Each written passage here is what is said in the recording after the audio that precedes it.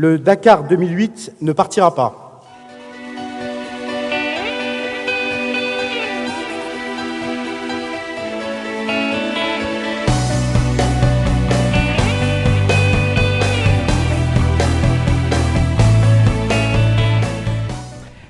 Alors ça s'est fait assez rapidement parce qu'en fait le 4 matin on annulait le Dakar 2008.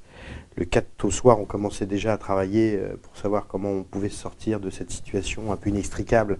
Et donc là on a décidé en une petite semaine de savoir si c'était jouable d'aller en Amérique du Sud. Bon, on avait déjà travaillé sur des scénarios d'autres courses, hein, pas forcément le Dakar, mais d'une compétition plus courte d'une semaine. Donc on avait déjà regardé ce qu'on pouvait imaginer sur place.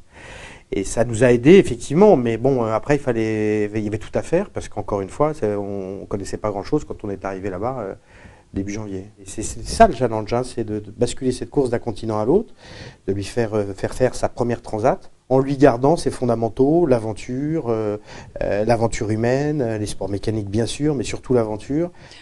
Vous qui êtes allé sur place en Amérique du Sud pour les reconnaissances, est-ce que vous pouvez nous dire à quoi doivent s'attendre ces pilotes? Et ils doivent s'attendre à un vrai Dakar. Un vrai Dakar en termes de difficulté de parcours, en termes de conditions de course. Hein.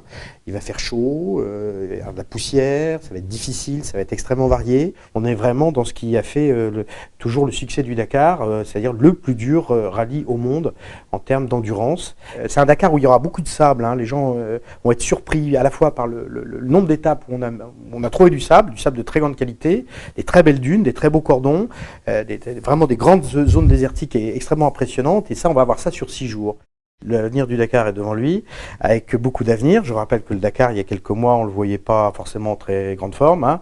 Pour certains, il était même moribond, voire mort. Avec l'énergie qu'on lui connaît, ce Dakar, il a su rebondir. Son avenir est devant lui.